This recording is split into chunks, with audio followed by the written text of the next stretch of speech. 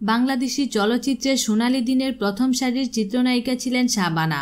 টানা ৩ দশক তার সুনিপুণ অভিনয়ের মাধ্যমে জয় করে নিয়েছেন কোটি দর্শকের মন। তার পারিবারিক নাম আফরোজা সুলতানা রত্না। আজ 15 জুন বৃহস্পতিবার এই কালজয়ী অভিনেত্রীর জন্মদিন। বিডি হিটসের পক্ষ থেকে তার জন্মদিনে রইল অনেক প্রীতি ও শুভেচ্ছা। 1952 সালের এই দিনে চট্টগ্রামের রাউজান উপজেলার ডাবুয়া গ্রামে জন্মগ্রহণ করেন শাবানা। ঢাকার গ্যান্ডারিয়া হাই স্কুলে ভর্তি হলেও মাত্র 9 বছর বয়সে তার শিক্ষা জীবনের ইতি ঘটে। 1962 সালে নতুন সুর চলচ্চিত্রে শিশু শিল্পী হিসেবে আত্মপ্রকাশ করেন শাবানা। ওই সময় পর্দায় নাম ছিল রত্না।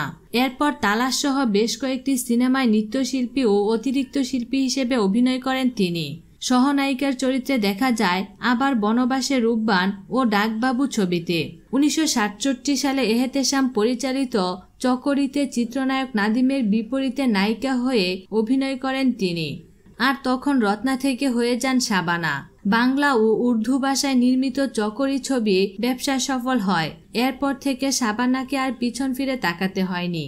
অভিনয়ের স্বীকৃতি হিসেবে শাবানা 10 বার জাতীয় চলচ্চিত্র পুরস্কার পেয়েছেন।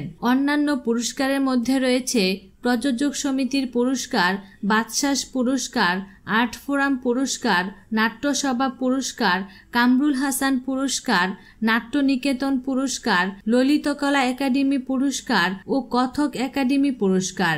এছাড়া বাংলাদেশের হয়ে বিভিন্ন চলচ্চিত্র উৎসবে অংশ নেন শাবানা। 1973 সালে সরকারি কর্মকর্তা ওয়াহিদ সাদিককে বিয়ে করেন শাবানা। দুজন মিলে প্রতিষ্ঠা করেন প্রযোজনা সংস্থা এসএস প্রোডাকশন। এই প্রতিষ্ঠানের ব্যানারে নির্মিত হয়েছে অনেক জনপ্রিয় সিনেমা। 1997 সালে শাবানা অজানা কারণেই হঠাৎ বিদায় নেন চলচ্চিত্র থেকে।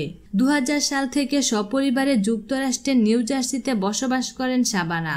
এরপর বেশ কয়েকবার বাংলাদেশে আসলেও জনসম্মুখে দেখা যায়নি এই অভিনেত্রীকে।